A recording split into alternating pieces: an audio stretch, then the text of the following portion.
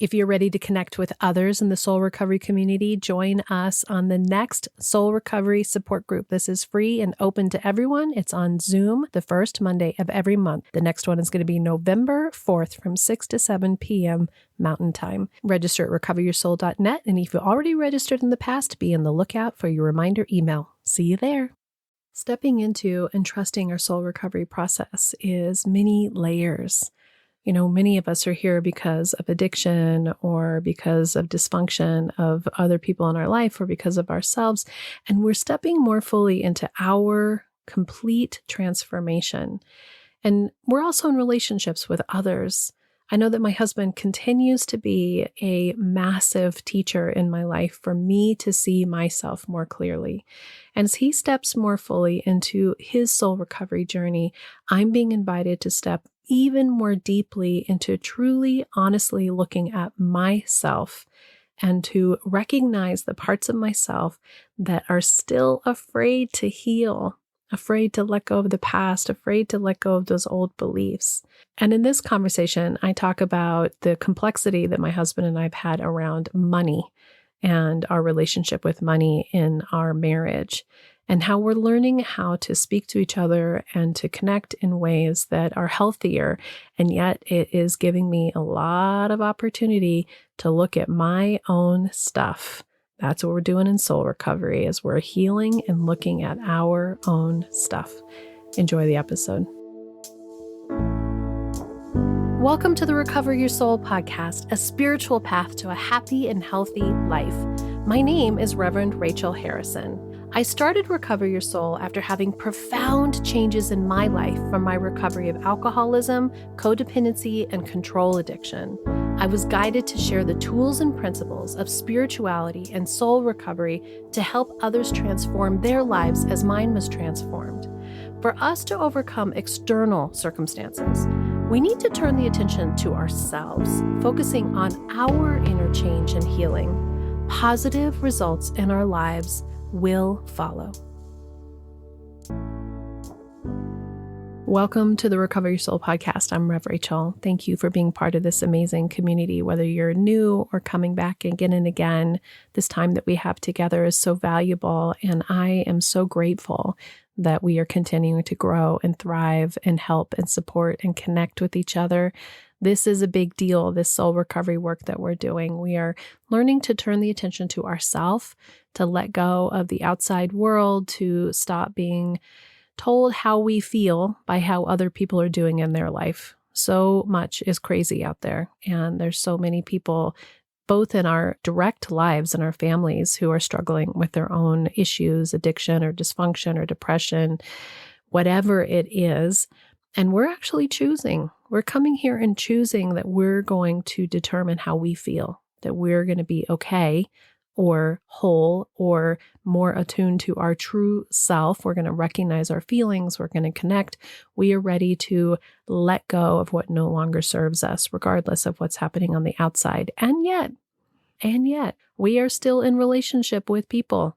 We are still being affected by the relationships that we're in. And it's not about dismissing or letting go of those relationships. It's about being more present in those relationships. And what I think is so fascinating about this community here is most of you came here because of addiction. Maybe you searched Al-Anon, maybe you searched codependence, whatever it was that brought you here. We are walking through the door, as I call it, into our own spiritual awakening. And yet we have to look at the hard facts of what's happening within our lives. And what I think is so wild is, I've been with Rich for 32 years. I've been sober for over 6 years. Coming up in February, it'll be 7 years for me. And Rich has been sober for that amount of time on his spiritual, emotional journey to his level. He was definitely not drinking anywhere close to what he used to drink from 6 years ago, but he continued to dabble and have drinks here and there.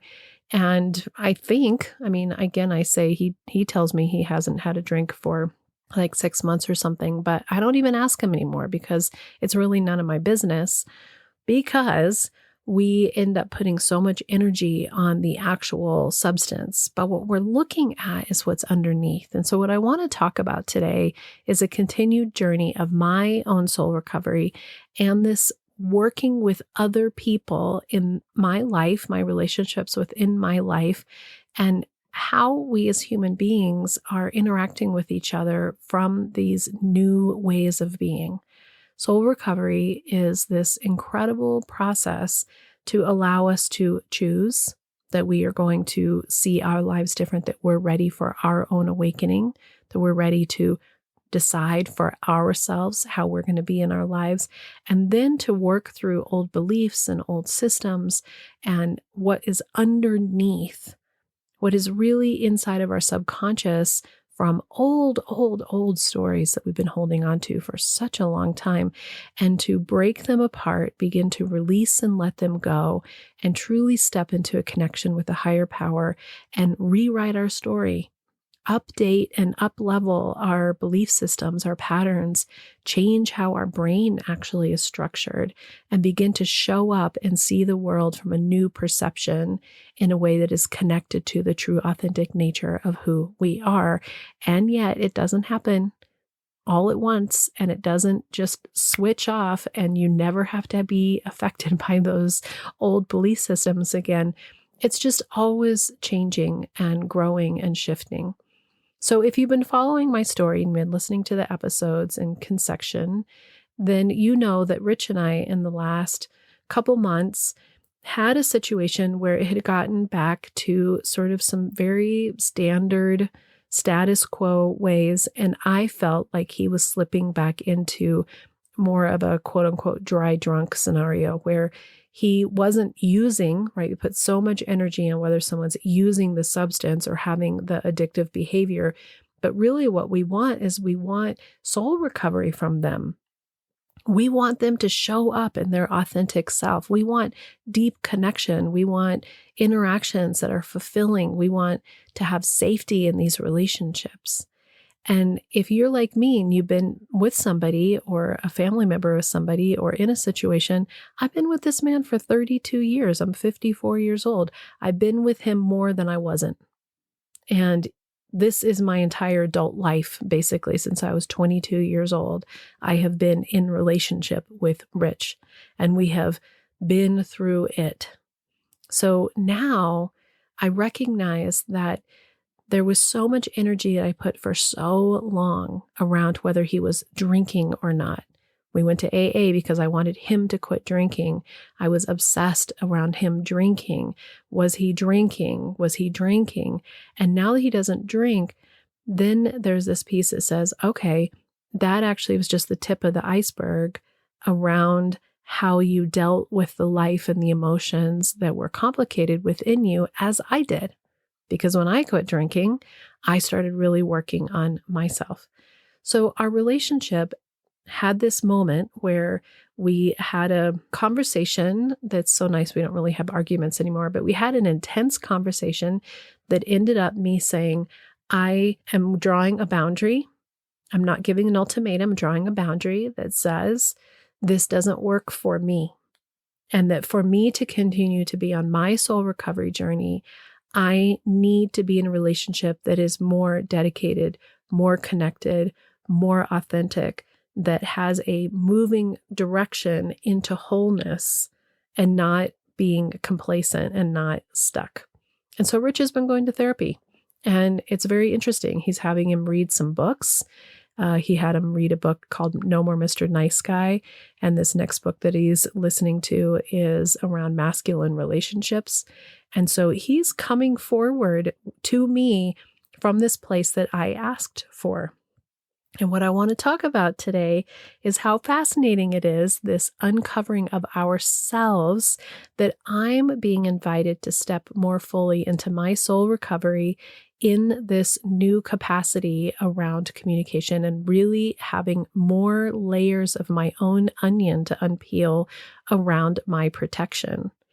What I think is so interesting is, some of you have commented that you like the oracle cards, and some of you have commented that you're not a big fan of the oracle cards. I like oracle cards for me because I feel like I'm moving more and more into this inner knowing for myself, and yet I still question myself. I still have these moments where I just want some validation for what I'm thinking or what I'm feeling. And I personally have found the oracle cards to really speak to me. So this morning, I was journaling around these conversations that Rich and I have been having the last couple days based on him coming back from therapy and trying to show up in these new, more healthy ways of being. And I'm so loving that he is actually having these more complicated and psychological and spiritual conversations around how to have a healthier relationship. And at the same time, I am recognizing that I had become complacent in this divide that was between us, that was like, I can kind of put you over there on this shelf, that you're doing your own thing, that you're in your own experience. And I'm just going to put almost like a divider between us, and I'm going to really be in my lane. But in my own lane, I'm actually not dealing with and looking at some of the stuff that needs to be healed. So it's this super fascinating awareness that we need relationships with other people for us to see and mirror for ourselves more clearly what is happening within ourselves. So one of Rich and I's very complicated relationships with each other is around money.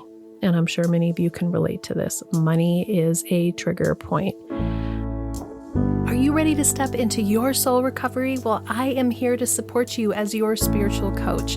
Visit the website to book one-on-one coaching sessions with me as we transform your life through working the 9 steps of soul recovery. You can also choose to work the steps on your own through the modules at your own pace.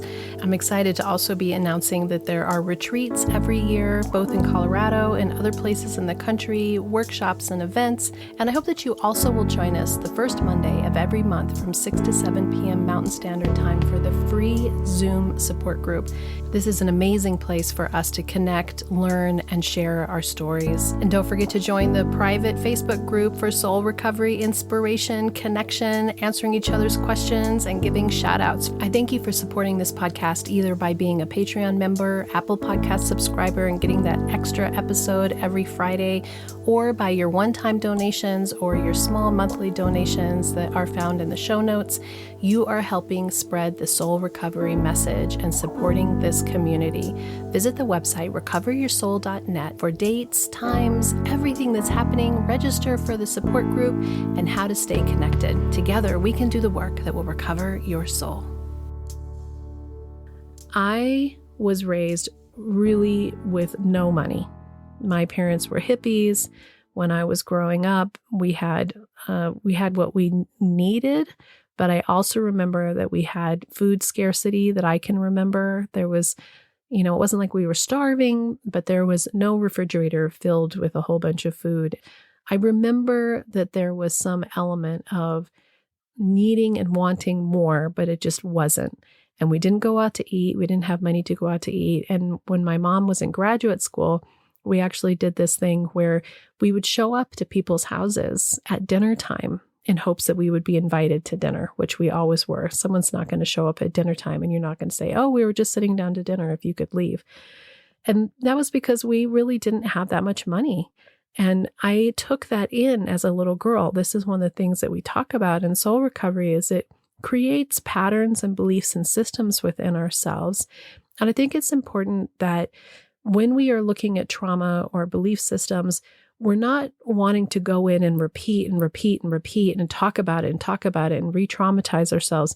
This is about just touching and tasting and understanding how a belief was created so that you can give that space compassion.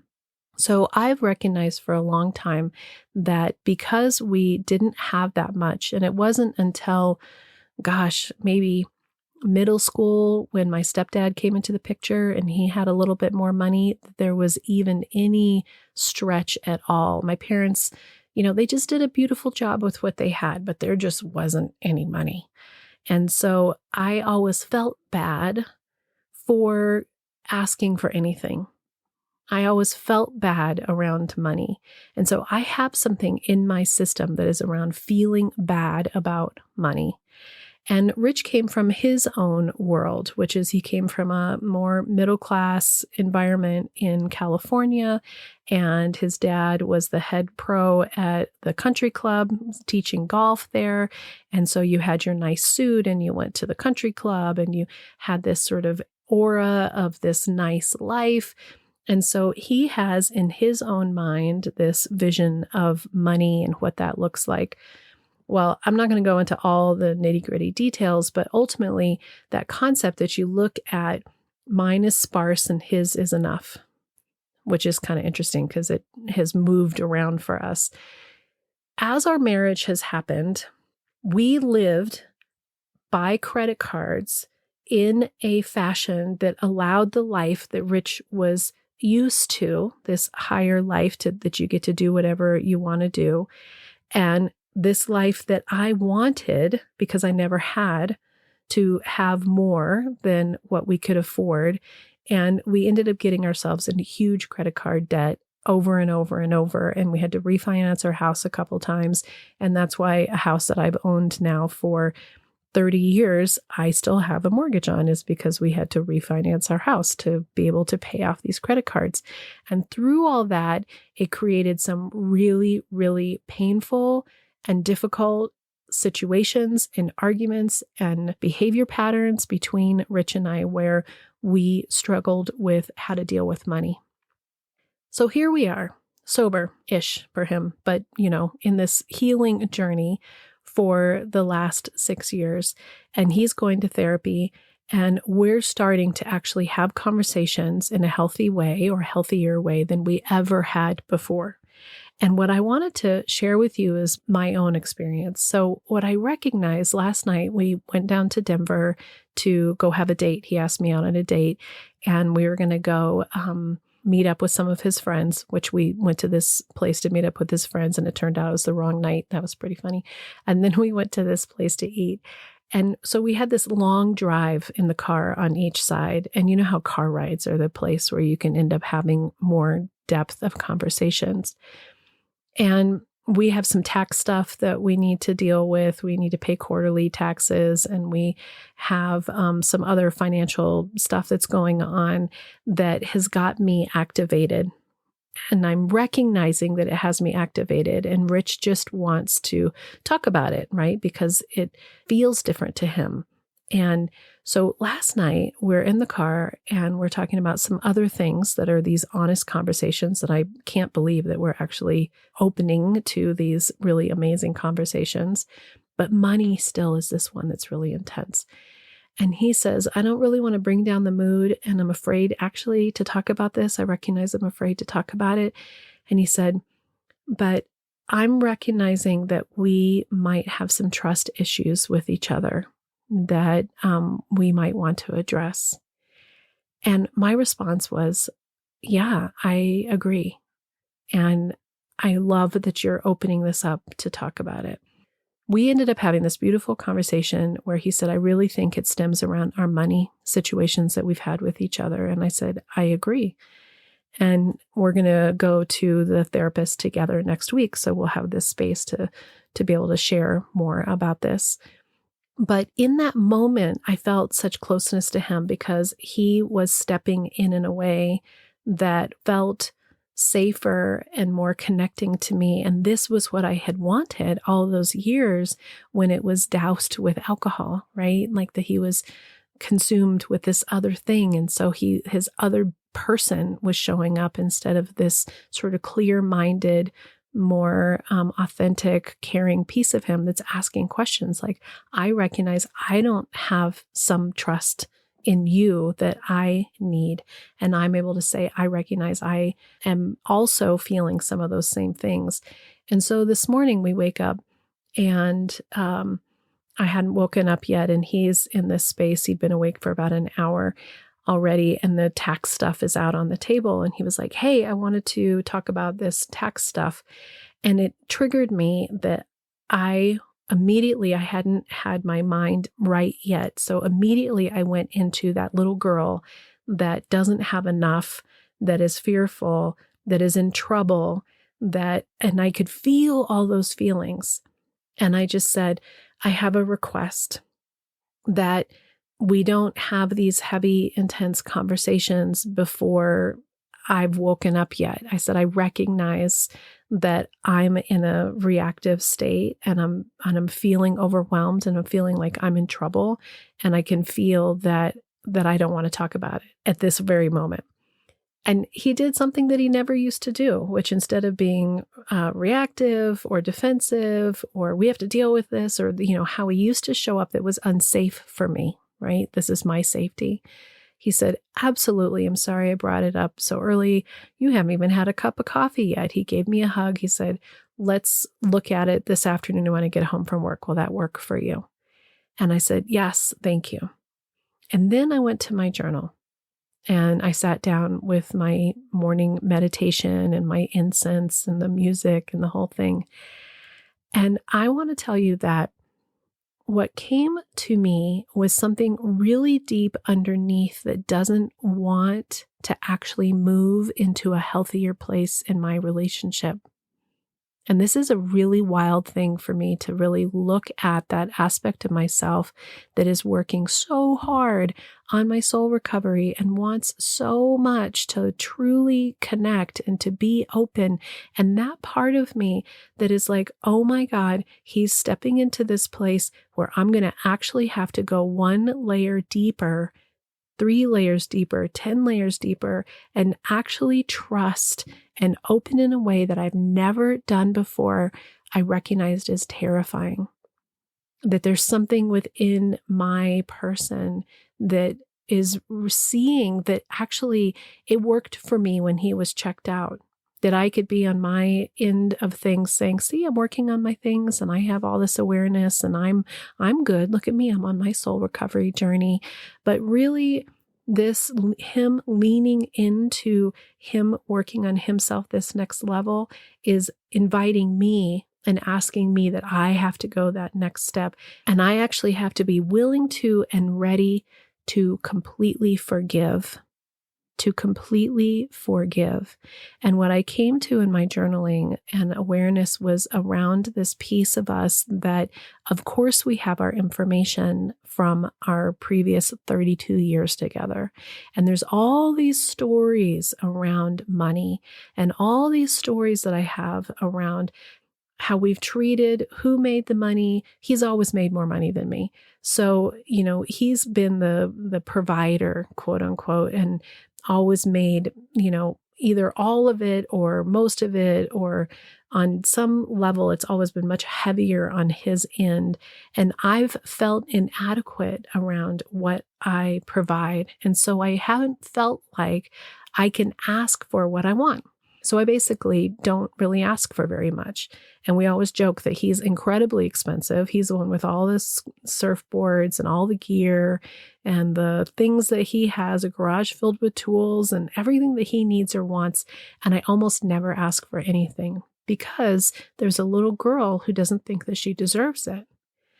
Now, this work that we're doing in soul recovery is for ourselves. It's for our souls that are here to expand and learn more and to move past our human hurts and our human attachment to wanting to attach to these stories. And I watched how my little girl inside didn't want to let go of the story of not being enough, didn't want to let go of the story of not being able to ask for what I need. And the exposure that I felt to this vulnerable space that said, you have to be willing and ready to let go of all the pain and all the hurt that has been around money with your husband for 32 years. And can you and are you willing to do that? And wow, was there resistance in that? That some of that safety, some of that trust, that protector, I could really feel the protector within me that's standing at the door of my heart, that's saying, I don't think I can let this go. There's been so much hurt around this, and a lot of hurt around money. And at the same time, I can feel my higher self saying, wow, what a great opportunity to really move further into this authentic self, this piece that can let go of what anything that was and be present today in what is today with the human being who's showing up in my life today, my husband and me, and the money situation that we're in now. The truth is, we're not people that have a huge amount by any stretch. And at the same time, we are in a better financial state than we've ever been in our whole life, right? When your kids move out and you don't pay for anybody else at this point, and now I make the same half that he makes. So there's more on that end. I am in my own mind about the value of myself. This is the work that we're doing. It's really not about Rich. It's really about me and how I'm showing up for me. Am I ready to open my heart completely?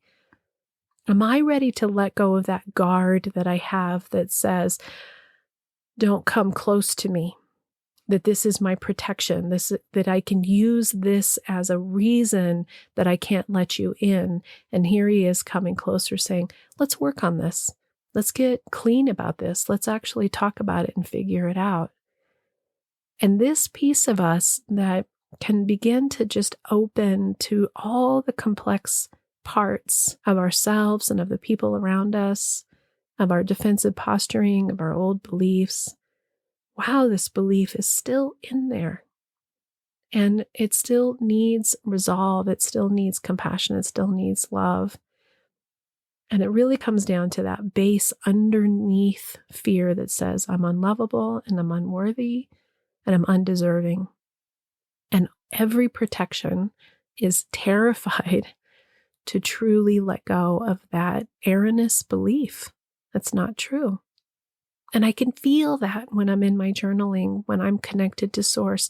I can feel this dance between the two sides of myself, that in-between place that is so full with my higher self, that feels this connection to source, that knows that releasing all of these old belief systems will bring me more in alignment with myself, that will give me a more fulfilling marriage, that will allow me to really connect with other people in a way that is exactly what I've been wanting, that feels right for me, and the fear that I feel within myself to truly step fully into that authentic place.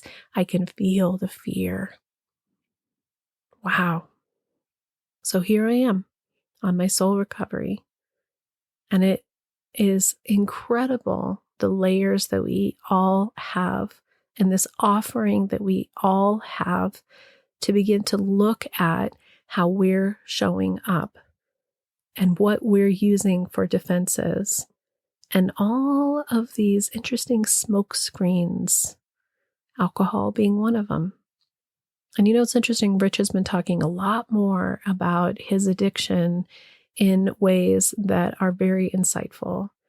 And I see that for my kids, who are still both sober, one more than the other, it's not about the alcohol. It's about the healing of their souls. It's about the opportunity for them to step into this place that I'm asking my whole family to step into, to really move into our higher selves.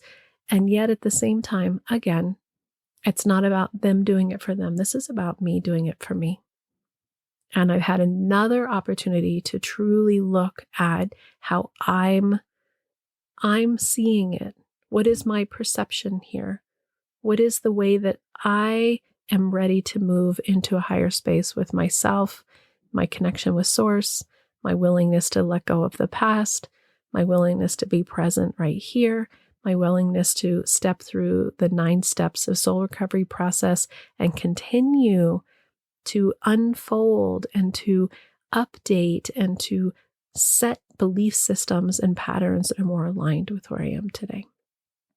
So I hope that story was helpful to you in terms of what's happening in my life. I know many of you really are responding back about how my stories help you see yourself in your life. And that's my hope. I really hope that you get little tiny tidbits of something that gives you an opening, because the truth is, you don't need anybody actually to give you anything that is not already innately within you. You are here because my voice resonates with your journey already. You're being called to your higher self by higher power through my words to remind you who you are already. Together, we can do the work that will recover your soul. Until next time, namaste. Thank you for listening, and I hope that helps support your soul recovery process. I just wanted to give you a quick reminder that every Friday is the Recover Your Soul bonus podcast, and this is available both to Apple Podcast subscribers for $3.99 a month, or it's available for both free and paid Patreon members. So as a Patreon member, you can choose, do you want to support the podcast with $5, $10, or $25 a month? Totally volunteer, but to let you know that if you want to listen to those bonus episodes, incredible interviews, wonderful book studies, you don't have to be a paid member. You can access them in the first week or two that they're available free on Patreon. This community is so important to me, and I want you to know I treat it with love and consideration. If you want coaching, I'm here for you. You want to come to a retreat, I'm here for you. You want to come to the free Soul Recovery Support Group, the community is here for you. Watch us on Facebook, Instagram, follow us on all the social media for daily inspiration. Be part of the Facebook group. And one of the most important things is that you share this podcast with people that you think that it will resonate with, that you think that they're interested. Give it 5 stars, give it a review. We are growing this community together, because together we can do the work that will recover your soul. The Recover Your Soul podcast and its content is for educational purposes only and is not allied or representative of any organizations or religions. It's based on the opinions and experience of Reverend Rachel Harrison. Recover Your Soul claims no responsibility to any persons or entity for any liability, loss, damage, or cause alleged to be caused directly or indirectly as a result of its use. Applications or interpretations of the information represented herein. Take what you need and leave the rest.